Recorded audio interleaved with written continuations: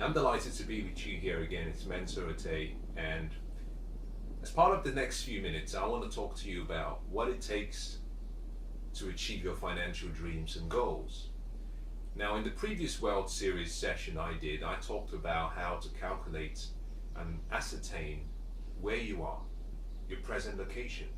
And I did that by going through two very important parts of what everyone should consider as vital in establishing their financial future. One of those was a financial statement. The second was a wealth statement. In this session, I'm going to be talking about how you can set your dreams and goals for financial freedom. If you've seen the previous series and you found yourself in a position whereby you are not financially secure, you're not wealthy, you're not financially free, and perhaps your net worth is not as much as you want it to be, then I want you to stay calm and just go along with me over the next few minutes, and I hope that in a short while you'll start to see a much bigger and brighter future and the possibility in becoming financially free.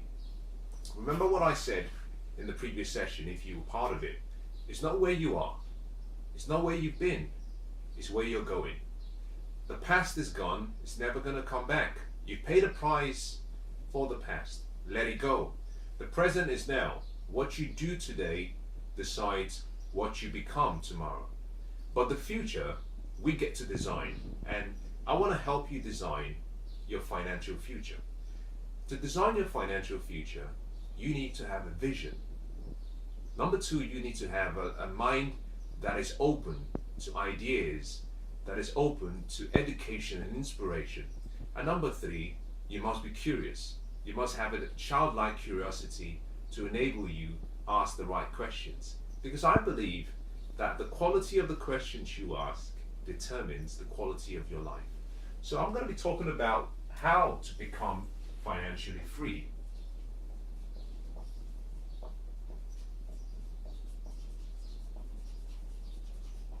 Now you must forgive me because it would appear that this writing pad and ink doesn't seem to be working as well as it should.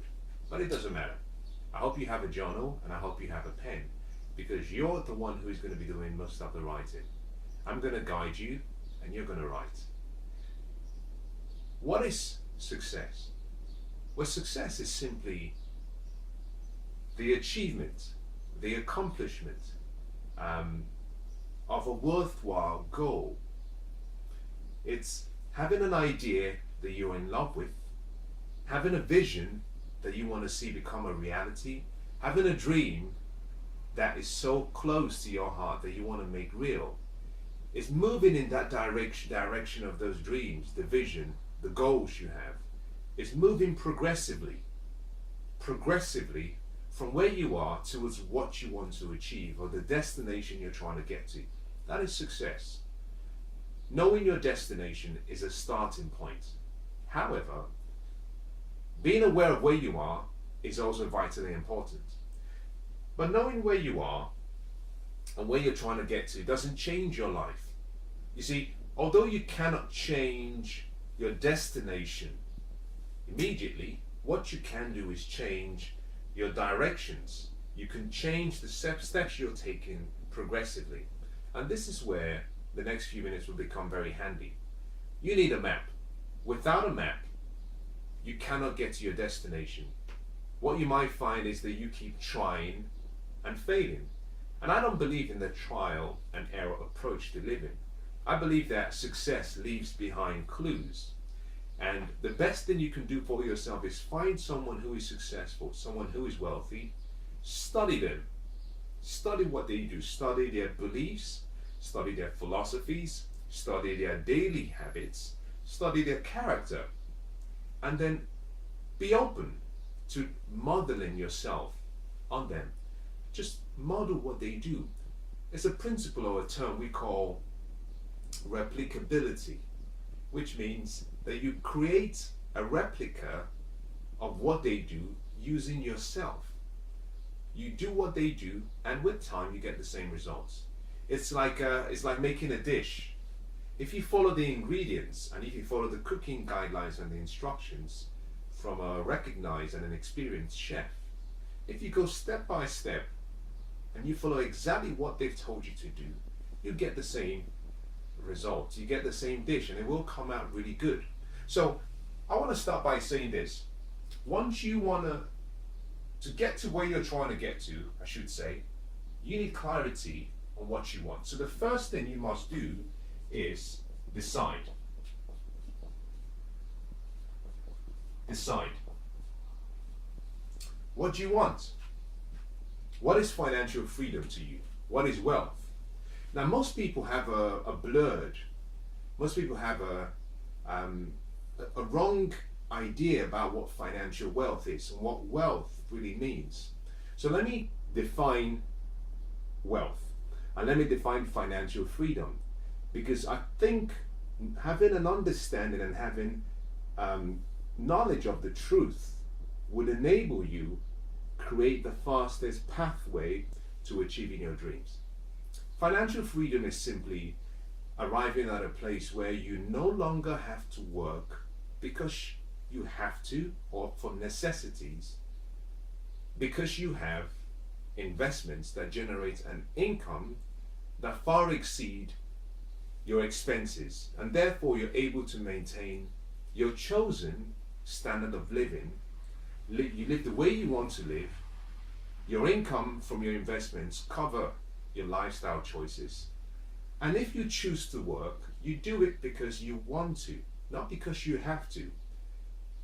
Very simple. That is financial freedom. Now, financial freedom has a word that I want to draw your attention to, and that word is free. This means you're free from money worries, you're free from fear, you're free from concerns, you're free from the grip that life has on many people. To achieve this, you need to be free, not just materially. You need to be free in your spirit. You need to be free in your mind, and they need to be free physically. Most people, when they talk about financial freedom, many people are really referring to simply monetary freedom. Now, I know a lot of people who are financially well off. They have a high net worth. They have enough wealth to last 2, 3, 4 lifetimes, but they're not free because they have that worry, that pressure, that burden that they might lose it all. You see, they have the money, but they're not free in their spirit and they're not free in their mind. I also know people who don't have financial wealth and they're free. So the journey from where you begin is recognizing that it's not about what you have, it's about who you are. And who you are begins on the inside. And so my recommendation is to find freedom, begin on the highest level of wealth, which is spiritual. From spiritual, you've got to understand at that level of spiritual wealth, you recognize that wealth is not something external to you. You recognize that you are wealth. That you are wealth. Wealth is you. You are wealth. And therefore, you must exude all of the attributes and the qualities of wealth. Now, the starting point you can consider is gratitude. Really simple.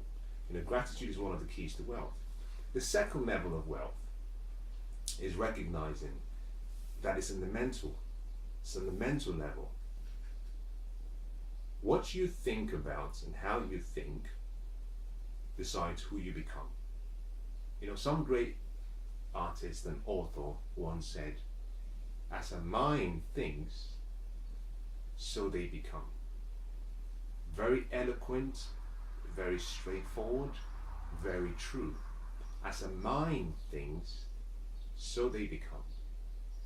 Now, Henry Ford took it a step further, and I believe Henry Ford may have got this from Confucius, where he said, whether you think you can or you think you can, you're right.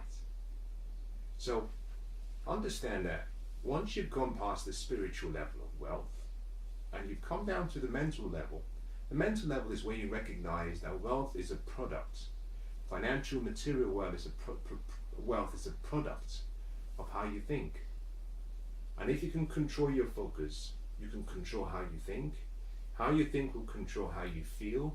How you feel will control the actions you take. The actions you take will control your habits, which will form your character, your attitude, your behavior. And those three together will create your results. So start by deciding what you want. Decide what you want. Now, to decide what you want, you have to have an understanding about the amount you want. Now, I'm going to give you some basic equations. But before I give you the equations, I want to give you an understanding about the three categories of people. And I want you to ask yourself a simple question. Which of those categories do I fall under? The importance of this question is simply because it will enable you fashion and form the best roadmap to get you to your destination. The first group of people are those who spend more than they earn. So they're always in a deficit position. They spend more than they earn, and that means they are living either on credit cards or they're in debt, and therefore they cannot invest. Now, if you're going to be wealthy, you have to invest. You cannot save your way to wealth. You have to be an investor. And this means that you must be able to take a portion of what you have and invest it. That's the first group. The second group of people are those who they spend everything they earn and they have nothing left to save or to invest. So what comes out is based on what comes in. Money comes in, it goes out. At the end of the month, they have nothing. At the end of the year, they have nothing. Now, if you're in this category, that's okay. The good thing is that you're not in the deficit position. If you're in the deficit position, we'll need to do more work to get you into the neutral position before we get you into the surplus position. Now, the third is what I just mentioned, the surplus position. And those are people who spend less than they earn. Because they spend less than they earn, they have available resources to invest. Now, to decide what you want and to decide your financial dreams and goals, you must understand that there is a formula that you need to apply to achieve wealth. Now, all of us, irrespective of who you are, we all have expenses. Every month, we have expenses. Now, the starting point is to recognize what your expenses are. This is what you have to expend. This is what you need. Remember what I said, that wealth is a function of your habits. You achieve a point of financial freedom where you have income that is sufficient to maintain your chosen lifestyle. Now, to maintain your chosen lifestyle, you will have expenses. So first of all, identify what your expenses are every month. You do this simply by going through your bank statement, going through your credit card statement, looking through your spending in cash, and compiling a list of everything you spend every month and the amount. And with that, you can look and see how much you've spent over the last few months. Now, your expenses come into two categories. One of them is the routine expenses, and the second is the non-routine expenses. The routine expenses are things that you pay for and you need regularly, maybe on a monthly basis. Your rent, your utility bills, perhaps transportation, perhaps a few other basic necessities that enable you to live a life that you want. Now, your non-routine items are items such as maybe your social budget when you go out to spend some time with friends and family and your loved ones, maybe for fun. Those are items you spend and you pay for, but they're not routine because sometimes you need them and sometimes you don't. You must begin by identifying the total expenses. Now, also include in that list any wants that you have that you think are necessary. Because you see, life is not meant to be lived in such a way that we're going from day to day simply pinching peanuts from various parts of our financial opportunity and resource. We're meant to be living life abundantly. This means we're meant to be living the extraordinary life. Life that is full of happiness and joy and prosperity and good fortune and hope and love. So identify some of the wants that you think are necessary to enable you live a fulfilled life. And once you have that, we call that your expenses. Based on my definition, when you have your expenses identified, you already have an idea about what amount of income you're going to need to create, listen now, the amount of income you're going to need to create a level of financial freedom. So let's make it practical. Let's say this E represents £2,000, and this is what you need every month. In order to achieve financial freedom, you must be earning more than £2,000 in order to ensure that at the end of the month, all of your expenses are met and you're not in a deficit. This means that you must be earning greater than £2,000 to be free. I'm going to deal with this in two parts. The first is I'm going to assume that you have a job. You have a job. And therefore, if you have a job, I'm going to start on the basis of saying, assuming you want to keep that job and you love what you do, you don't want to become an entrepreneur, you don't have an intention of becoming a business owner, you love what you do, you want to keep doing it. I'll give you a formula. The first formula I'll give you is this. Everything we do in life, we want to get better at it. So, your income right now that you're earning, I would assume that that is not your desired income. That is not your desired income. It's simply what you earn, that you have an idea about what your desired income would be.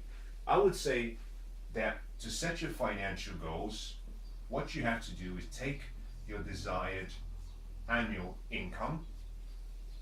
So if you earn £50,000 per month, but your desired income is £100,000, put down £100,000. Now, next to the £100,000, I want you to add your expenses, which is this amount, which is identified. This is per month. So, we stated that you were earning, in this case, 50,000, but you want to earn 100,000. Yeah? That £100,000 is annual. Your expenses, however, at this stage is monthly.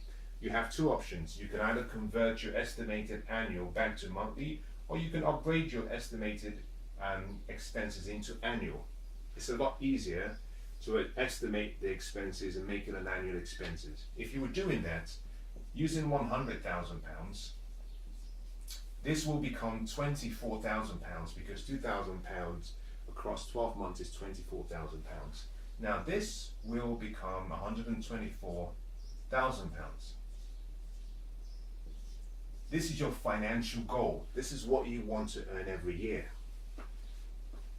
Now let me give you an idea about how this works. This amount you've identified is not going to be enough to keep you financially free. So what we do is simply say, in order to maintain the lifestyle that you want, what would you have to do? The answer is you would have to create maybe some wealth, some assets that will be able to provide you with a regular source of income that enables you to maintain that lifestyle. And what does this simply mean?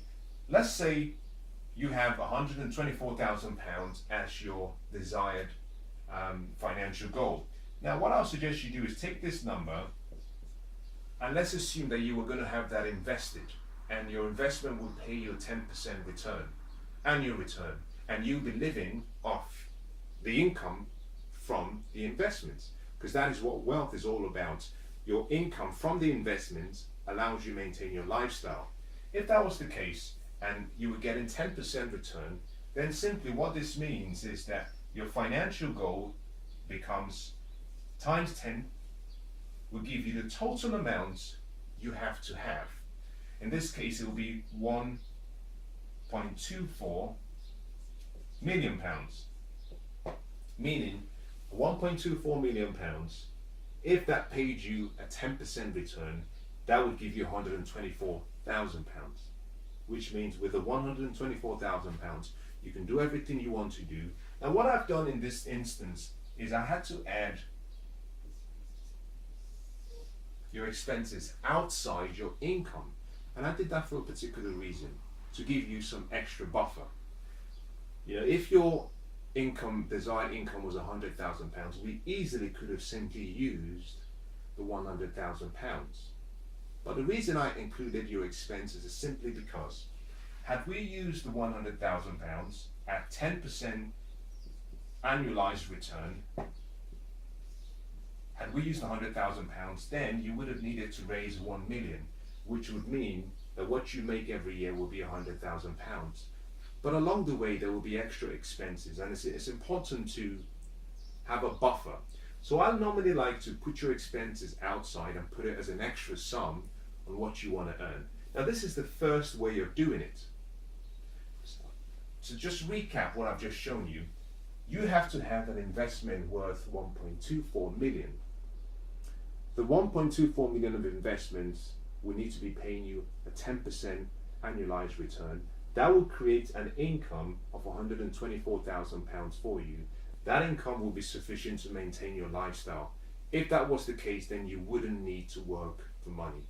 Again, you could still decide to work if you want to, but now you'll be doing it because you want to, not because you have to.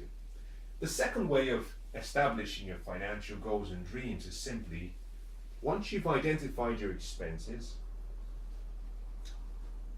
you can start with that amount. To think about a 1.24 million is a huge burden. It's a huge burden. Most people can't think about that. Most people look at that amount and they think, well, it's too far. As a matter of fact, it's not really far. It's really easy to achieve that. Think about this. Do you know if you were to set aside £200 per month across 12 months, it'll give you £24,000 per year. If you invested £24,000 annually, or better still, £200 every month, compounding at a 10% return, in 40 years, you would have more than 1.24 million. So earning 1.24 million is really easy. It's not something you have to do for 50 years. In 40 years, you would have exactly what you want. But that is a long time. Most people see that as too far. So here is my recommendation as an alternative approach to finding freedom, and this would enable you to achieve financial freedom within a space of between 5 and 7 or 10 years. My recommendation is this: identify your expenses, list everything out. Now, from your expenses, we must go through that list. And the best way of doing this is simply look at your list and ask yourself a simple question. All of the items on this list, which of the items are my necessities? Which of them are my wants? There's a difference between your needs and your wants. Your needs are things you need, like shelter, food, water, housing. You need that basics, transportation. Those are basic needs. Your wants could perhaps be maybe you shopping every week for clothing. That could also be you buying, a new car, buying a new dress, buying a new boat. Those are wants, but they're not necessary. And your wants are split into two parts. There are core wants and there are luxury wants. I'll give you a good example. If I walked into a very nice, beautiful boutique shop and I saw a jacket that was worth about 1,200 and I wanted to buy it, in my opinion, that is a luxury item. I have more jackets in my wardrobe that perhaps I've never actually used. So the question is, do I really need it? No. Maybe I just like the way it looks. Maybe it looks good on me and I want to get it. That is a luxury. On the other hand, imagine this. What if I had friends who had just come into town and I wanted to go out to a nice restaurant and entertain them? I would consider that to be, I need money to entertain friends. For me, that is a want. Socializing and having fun and being able to live life. I see that as maybe it's not a necessity. Yes, maybe I don't have to go out, but I'd like to. And it enables me live life and feel free. That for me is a want, but it's an essential want. So I would include, going back to your list, your expenses, I would say identify your luxury wants and identify your necessity wants. And then identify what are your basic necessities. 3 things. This, very important. I would say exclude your luxury wants on a temporal basis. Just go through your list and ask yourself, what is a luxury? Do I need it? If the answer is no, strike it out. Now what you're doing by eliminating your luxury wants, what you're doing is you're starting to reduce this amount. Now, this amount initially was £2,000. I did this in my life and it radically changed and radically shortened the time frame that I needed to achieve financial freedom. And I'll give you some more clues that you can think about and things you can do to help you reduce that amount. By reducing this amount, maybe this could come down to maybe 1,400. It becomes more realistic because now you can simply say, okay, I don't want to earn an extra £100,000. I only need 1,400 every month. So what investment can I find that I can invest in that can pay me an income of 1,400 a month? It makes it more realistic.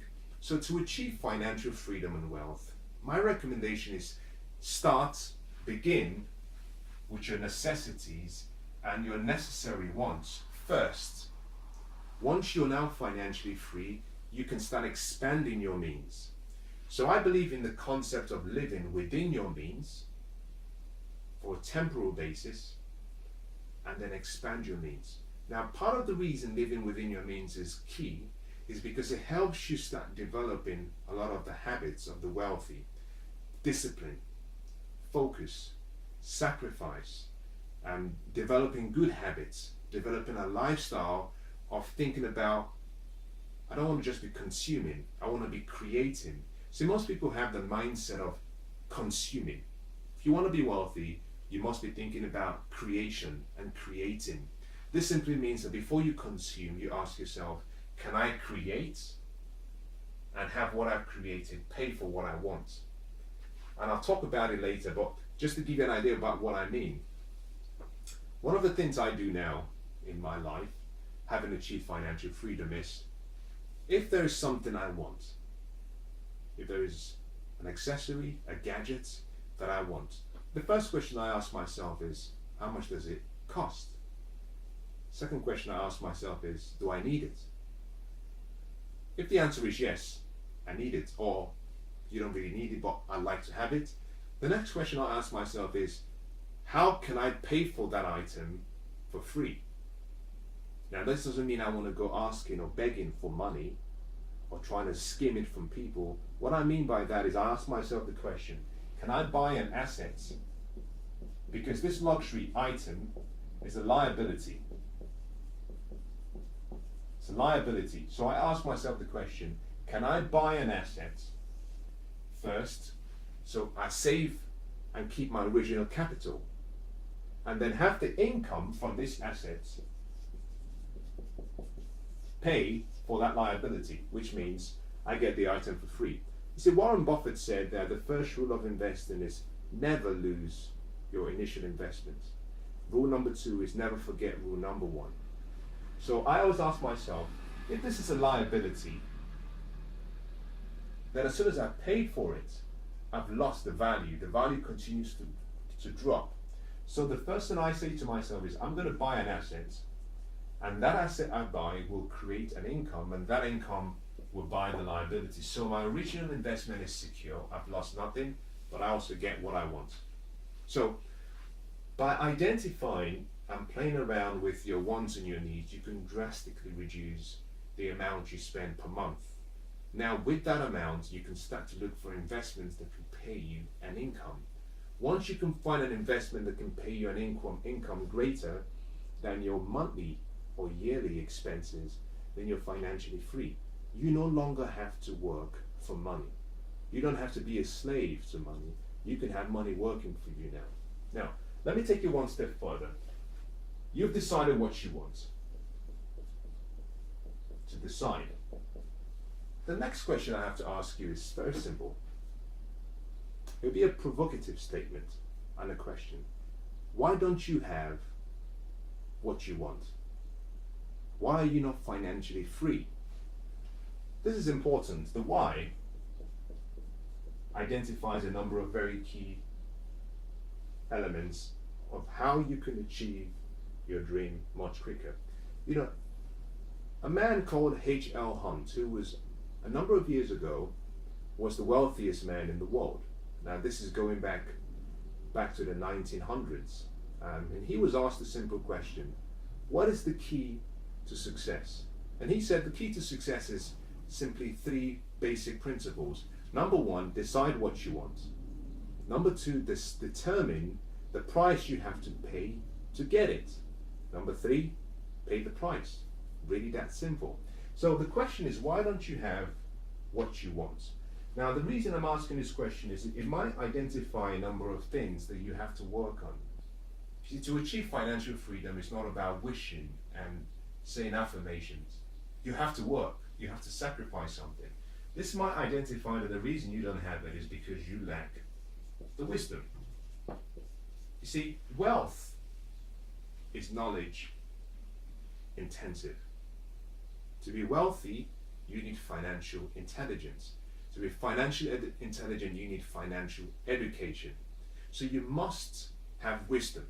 Without wisdom, it doesn't matter how much you earn, you might lose it. Remember, I started by talking about three classes of people: those who spend much more than they earn.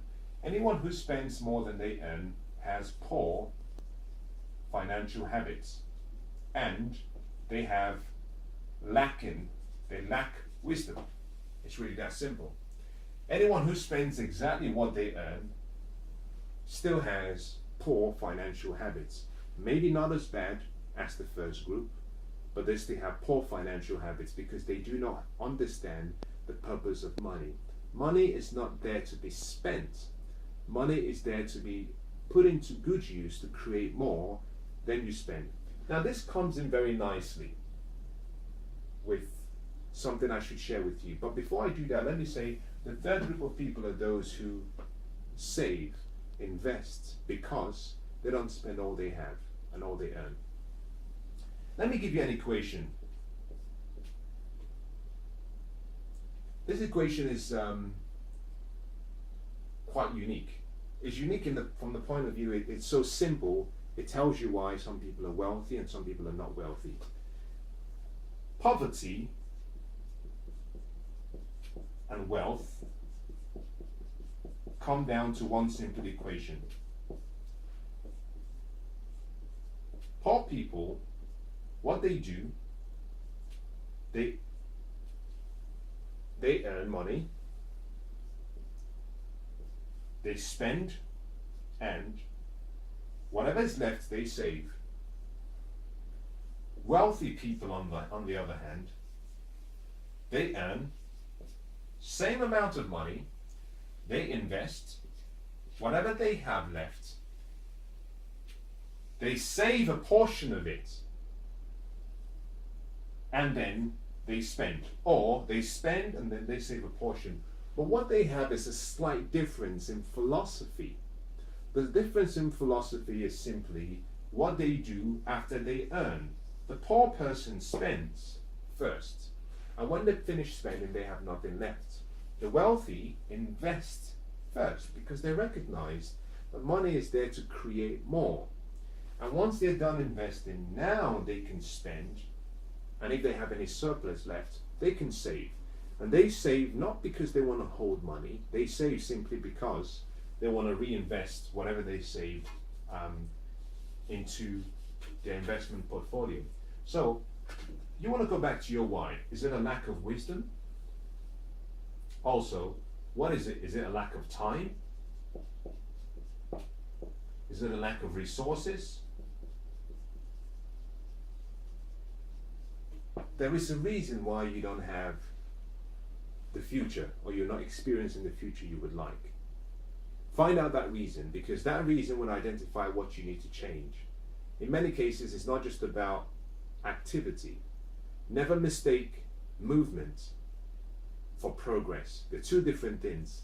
You can be making a lot of movements and doing what I call going around in a circle. You just keep going around in a circle. You're moving, but you're achieving very little. You're achieving almost nothing. So start by asking yourself, why don't I have it? And once you've decided what you want and you've asked yourself the question, why don't I have it? The next question you want to ask yourself is, what do I need to do to achieve my goals? And that comes in two parts. The first is time. Going back to this example, I used 1.24 million, and I said if you invested £200 per month, every month compounded at 10% interest, you make 1.24 million. Easy. But that will take you 40 years. So you might say, well, 40 years is the time I need to get 1.24 million. In truth, you don't need 1.24 million, like I explained. You can go back and say instead, okay, I need 1,400 per month. How much would it take for me to generate a level of saving that I can now invest in an asset, and that asset over time can start paying me 1,400. Now you might identify this as taking maybe roughly 10 years or maybe 5 years. So once you've identified that, you have a target to shoot at, and you have an idea about timing, because timing is important. The time it would take is very crucial. So once you've identified how long it's going to take to achieve your goal, that gives you almost more clarity on what you need to do. Now, I identified two different time scales here. One is 40 years. This 40 years was based on how long it would take you to develop what I would call an asset worth 1.24 million. But an asset that was able to pay you 10% as a return, which would then enable you to maintain your estimated lifestyle of 124,000. That is what the 40 years is based on. The 10 or 5 years, however, is based on the realistic and my recommended strategy of how you can achieve financial wealth quicker. And this was based on, first of all, looking at what your expenses are per month, which is 2,000, but also what your reduced expenses would be if you discounted your luxury wants and you only focused on your needs and your necessary wants. That came down to a figure of 1,400. Now you might say, well, to develop or create an investment that will pay me £1,400 every single month, that might take me 5 years, or that might take me 10 years. Now what we've done in both instances is we've begun with the end in mind. So we started from the end and we'll work backwards. But I want to give you a third way of working out how long it would take. In terms of time, another question you ask yourself is, how badly do I want it? Now I believe anyone can achieve financial freedom within 5 and 7 years. Even if you earn as low as £20,000 per month, rather per year. If all you earn is £20,000 every single year, I believe anyone can achieve financial freedom. Now I provide all of the suggestions and the strategies in this book. Very simple, but let me give you one clue. It's not how much you earn that makes you wealthy. It's what you do with what you earn. It's income allocation and distribution that makes you wealthy.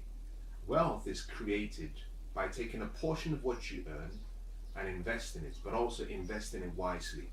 I've met people who earn, over £1 million every single year as an income, and every year they're broke. they're in debt.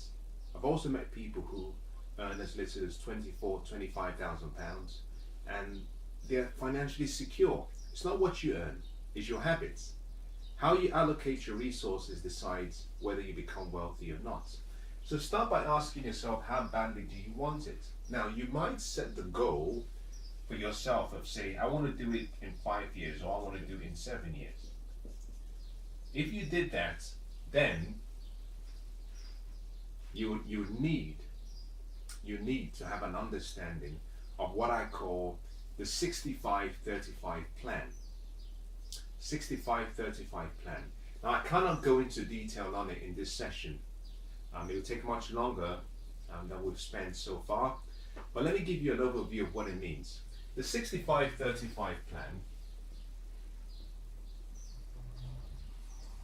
is a very simple formula for creating wealth, and creating wealth and achieving it within 7 years, between 5 and 7 years. What this plan simply means is that you must discipline yourself to live on 65% of your income, your net income, and you must invest 35% of the balance of your income. The 35% of the balance of your income is split into 3 parts. 10% goes to what I call your active investment. 10% goes to what I call your passive investment. 10% is what you give to charity, or as a tithe if you go to church, or if you have a synagogue, you support an institution, a mosque, whatever place of worship, or whatever, and wherever you feel you gain some level of spiritual, intellectual, mental, moral, ethical support. You can give 10%, or you could just give to charity, your foundations, things that you believe in and hold close to your heart. The remaining 5% is what you spend on yourself. We call that fun. Charity and then fun. If you follow this formula, you will achieve financial wealth. And I give you step-by-step guidelines on what to do. You see, wealth is not achieved by doing certain things. It's achieved by doing things in a certain way. Now, this formula I've given you is not complete in itself, because nothing in life comes complete. Everything in life comes as a part. It's a part. So simply taking this formula and applying it doesn't mean you become wealthy. No, because there's so many other things you have to change. Following this approach is what I call the defensive approach to wealth. What that means is that you're playing defensive. You're simply trying to limit what you live on to allow you to invest. That's one side of the coin. The second side of the coin is playing offense. And this is where you're pushing towards expanding your means. In this, you're trying to live within your means whilst investing, with the hope that as you invest, that will help you expand. But my recommendation in the book is you've got to do both at the same time. Simultaneously, you have to play offense and play defense, because playing defense requires sacrifice. And that brings me very nicely into the next item on this list. We talked about decision, reasons, time. The next thing I want to talk about is sacrifice. The reason I'm talking about this being a part of a whole formula is you've got to read the book. And it's not about reading just this book. Find any book that can increase your financial wisdom, because you see, wisdom is the key. Wisdom is the key to all success. Wisdom is the key to wealth. So find any good financial book, find mentors, find coaches, and get someone to guide you, because just doing one thing is not enough.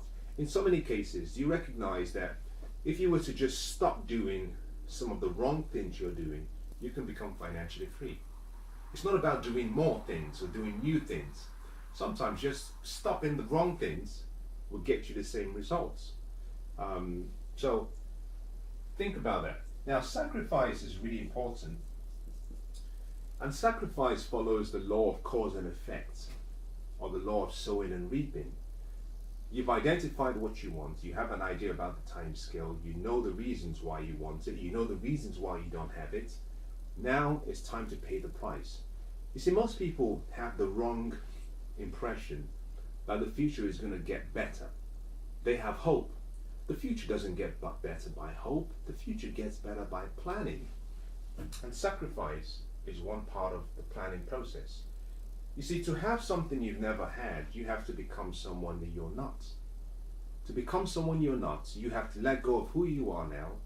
You have to literally, what we call, be born again, meaning you have to die to your old self to become your new self. A beautiful butterfly has to die to its old self, which is a caterpillar. It has to be born again to become a butterfly. So sacrifice will come in various forms. You have to give up your old self. You have to sacrifice some of your time. You might sacrifice some of your personal, maybe your personal desires and things that you believe gives your life a sense of meaning. But you do that only temporarily, primarily because you now want to reinvest some of that time and resources to helping you become free. Now, this could be something as simple as perhaps your luxury lifestyle that you have to sacrifice. But it's important you understand the power of sacrifice. You see, wealth is a product. It's really a product of who you are. Wealth is a product of who you are, your character. But your character is something that you become as a result of the changes you allow to manifest through you. And so sacrifice is not simply doing one extraordinary thing once. No, sacrifice is doing extraordinary things extraordinarily well, but consistently. The difference between the successful and the average person is the average person is not willing to do what the successful individual does consistently. Successful people do daily and consistently, with passion, with excellence, what the rest of the population do occasionally. So to get the price of financial freedom, to get the promise of financial freedom, you have to pay a price. The price has to be paid in full. The price must be paid in advance. Once you've done that, you're on your way towards success. Now, part of this sacrifice means that you're going to need a plan and you're going to need a strategy. Two different things. A plan is what you need to do. Sequence and things you need to do. Your strategy is how you're going to execute your plan. Very important. Now, I'm not going to talk about a plan here, but I'll say this. Wealth is all about your plan. Investment is not about the vehicle or the product or the item you choose. Investments and getting wealthy is not about investing in real estate or property. It's not about investing in oil or gold. It's not about investing in, stocks and bonds. It's hidden in your plan. The plan makes the investment work, not the product, not the vehicle. So you must recognize that you need a plan, and there are various investment plans and various investment vehicles that you can apply to help you create either the 1,400 you need per month, the 2,000 if that's what you choose to go for, or in this instance, can help you create an investment worth 1.24 million. So your plan is important. And once you've identified your plan, next you need a strategy. You need a strategy. How do I do what I have written down? I've created my master plan. How do I execute it? Strategy is so important. And what's interesting is you do not have to reinvent investment strategies.